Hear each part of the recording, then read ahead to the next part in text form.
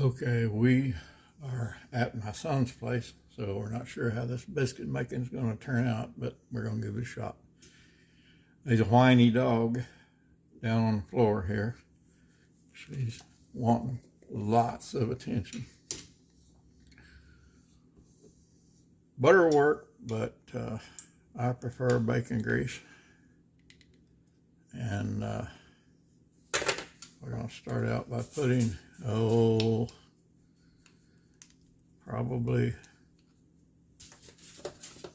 a quarter cup, between a quarter and a third cup of bacon grease. And this is going to go set in our 425 degree oven for a little bit to get melted.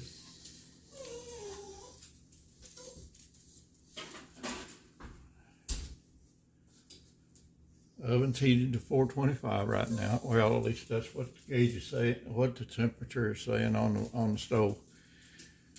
Don't have a thermometer in it, so I can't really tell for sure. While that is doing its thing, I'm going to measure out 2 cups of flour. And 2 cups is 2 cups, whether it's in a measure that you can scrape the top off of, or one that you can't. So now we've got that whiny dog in the background again. We're going to do, for 2 cups, we're going to use probably 1.5 teaspoons of baking powder.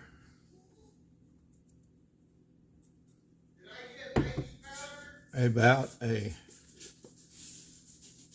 3/4 teaspoon of salt, and about the same amount of sugar. Anytime you put in baking powders that has an aluminum acid in it, you got to add some sugar to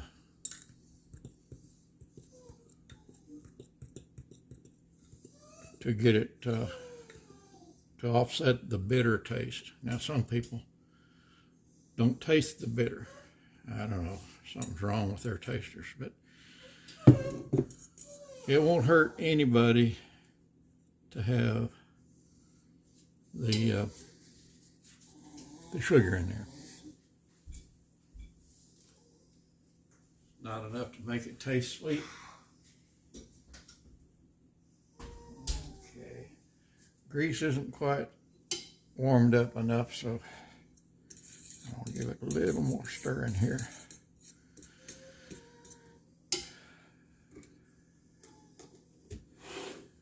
We probably won't wind up using this, but we'll photograph it anyway. Ha. This is not anywhere near the way I usually make biscuits.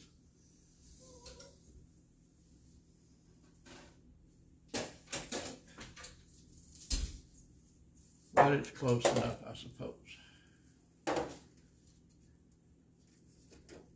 This pan is an aluminum pan, so hopefully it'll work okay. Now the grease is just going to get poured in there and stirred around. It doesn't have to be cold. That's some fallacy that people just keep reporting over and over and over. It doesn't really mean anything. Now, usually I leave enough grease in there in the pan, but I may have to add a little more. Now, if you've got a pastry cutter, this will work. If you don't want to get your hands in it, the fork will work too, but it's really easier to get in there with your fingers and make sure the grease is mixed in with the flour. Clean hands, yeah. Of course, it really, I mean, going to get to what's inside a biscuit get to? Close to 200 degrees.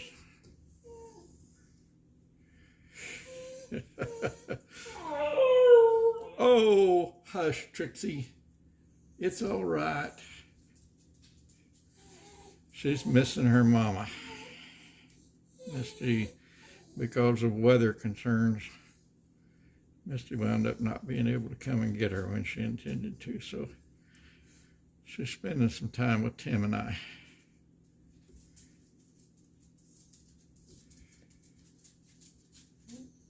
But anyway. Okay, we have everything in there. We got baking powder, we got salt, we got sugar, we got flour, we got grease. All we're missing is the milk. Now,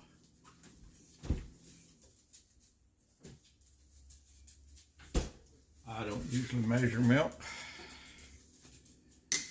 but for this amount, it'll take a little less than a cup. So I'm gonna pour out a cup here, and we will see how much is left over after we get it mixed up. We start out with probably 2/3 of that, maybe a little less than 2/3 of it. Could use the fingers to mix this up, but I don't like getting my fingers all sticky any more than I absolutely have to. Trixie, it's okay.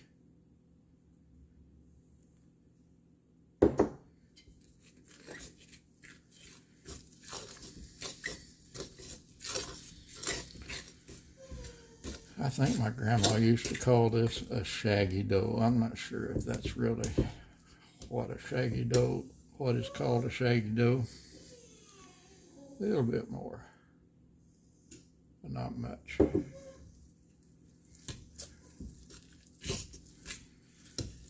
And I'm not real worried about it stirring up the dough too much, because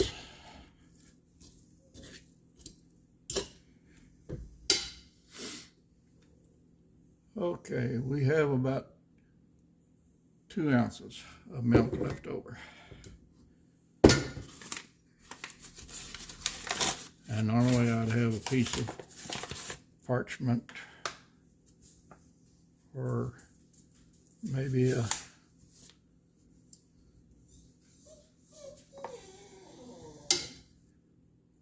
something out here to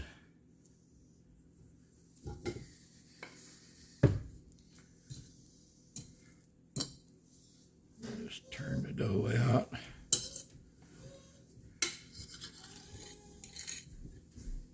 Scrape around to pick up all that we can.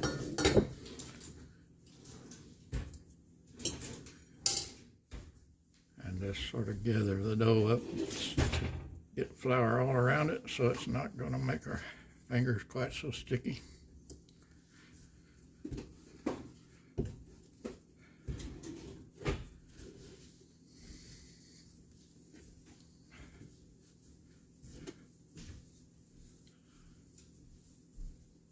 This may be a little bit stiffer than what it ought to be. We'll see how they turn out.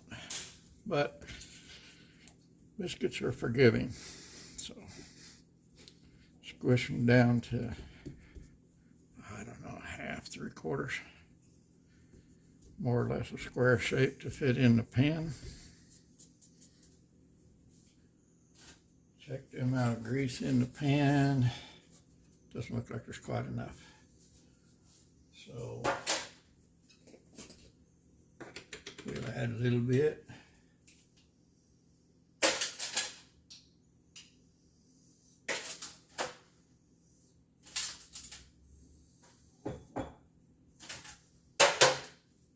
And stick the pan back in the oven for a little while.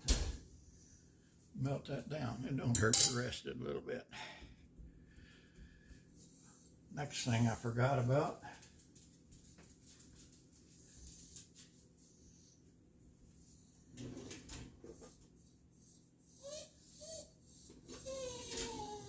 my bench scraper, which we don't have here at Tim's.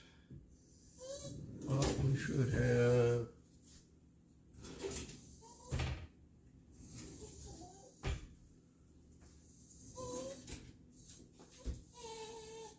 a spatula that will work to cut.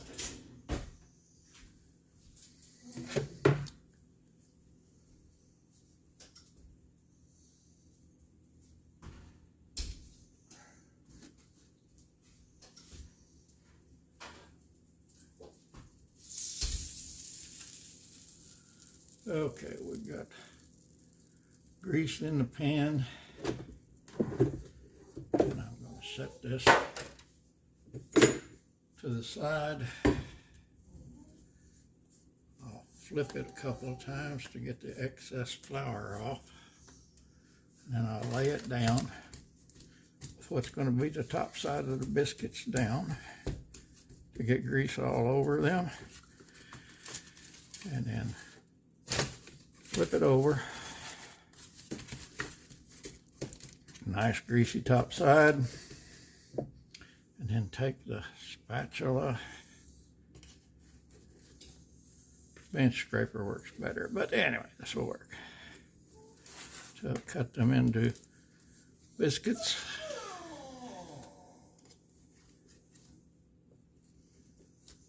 And now they're ready for the oven. Here we go.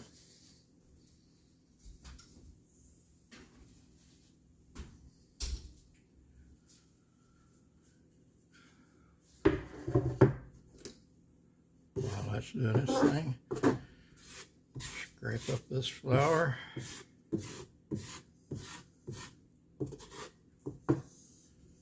And sift it back into the flour container. There is a little problem with ovens. Baking in an oven you're not used to. Tim's oven drops down to, set at 325, it drops down to 47. Set at 425, it drops down to 375 on occasion. Looks like the bottoms could stood got a little bit browner.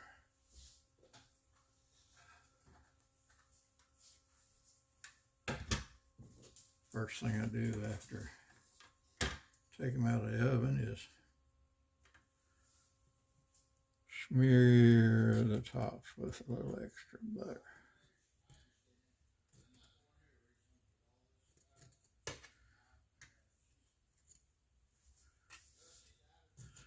And I like to let them set for a while before serving. Doesn't always work that way, but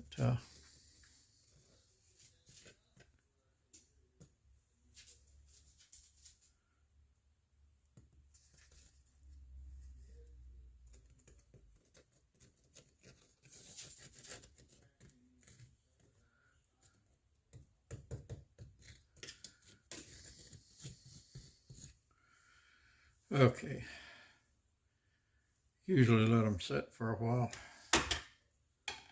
covered over with a paper towel or a tea towel or something over the top of them, but we're just going to bring us one up and break it out and see what it tastes like. Not bad. Now, I don't particularly care about flakiness, but if you do, roll the biscuits out, dough out flat, put a little butter on it, fold it over, put a little more butter on the other side, fold it over, roll it out again, and repeat. And that will get you your flakiness. A little butter in the middle don't hurt either. But that's how I make baking powder biscuits. I usually use vinegar and baking soda.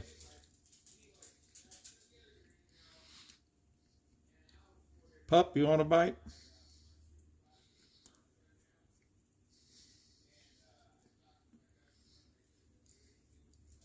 Hey, good catch. Okay. That's biscuits.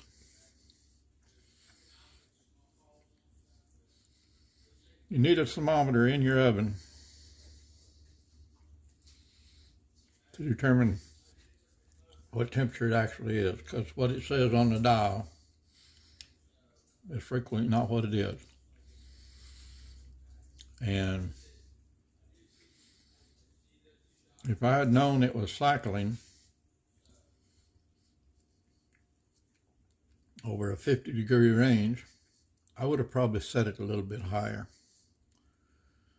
But apparently this oven gets, the temperature you set it at is the highest temperature that it gets.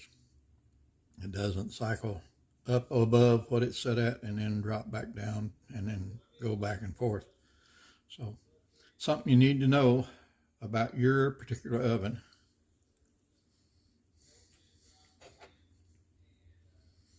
Because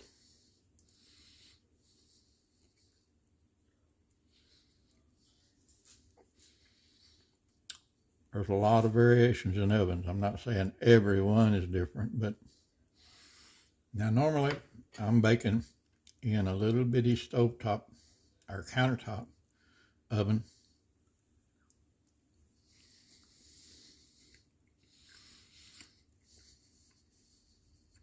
It's only slightly bigger than this pan. Yeah. I think it says you can put a 12-inch pizza in it. But anyway, it's also got the air fan situation, so that cooks quicker and more even. And uses a lot less energy to do the same job. I'd hate to count up how many watts we use in this huge oven with it cooking this little bitty pan. Anyway.